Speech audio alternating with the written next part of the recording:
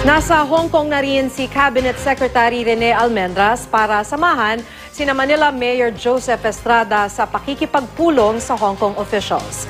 Kaugnay ito ng hinihinging apology sa Pilipinas ng Hong Kong dahil sa Manila hostage crisis noong 2010. Mula sa Hong Kong, makibalita tayo kay JP Soriano. JP?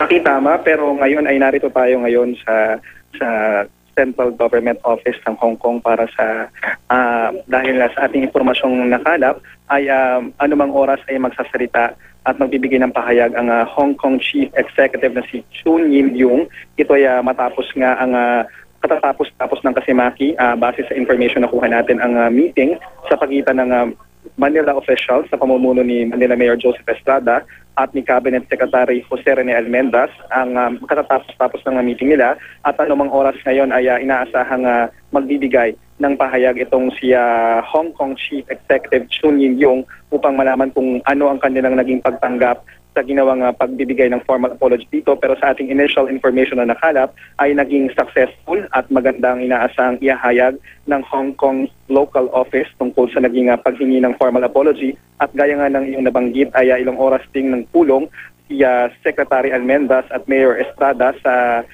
tinutuluyang hotel ni Estrada bago sila tumungo rito sa Central Government Office ng Hong Kong. Hindi pa madetalye kung ano ang naging laman ng pagpupulong, pero sumentro raw ito sa nilalaman ng formal apology na ibibigay o binigay ng lungsod ng Maynila kasama ang gobyerno ng Pilipinas. Pero ayon sa Malacanang, si Secretary Almendras daw ay pinapunta rito, inatasang pumunta sa Hong Kong para tulungang matuldukan na o matapos na ang issue ng Manila bus hostage crisis. At sa ngayon ay inaantay nga natin ang press conference ng Hong Kong Chief Executive Officer. At yan muna ang latest. Balik sa iyo, Maki.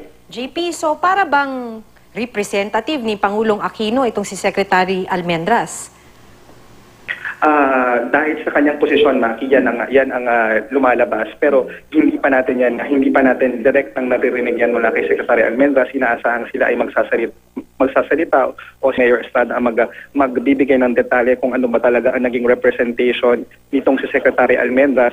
Pero ang dati nang sinasabi ni Mayor Estrada at ng mga konsehal ng Maynila, ito ay government effort, hindi lang Manila, kasama na ng national government sa pagtutulong para matuldukan na yung isyong ito. Kung kasama ang pagsusori talaga ng national government, yan ay kaklaruhin natin mamaya, Maki.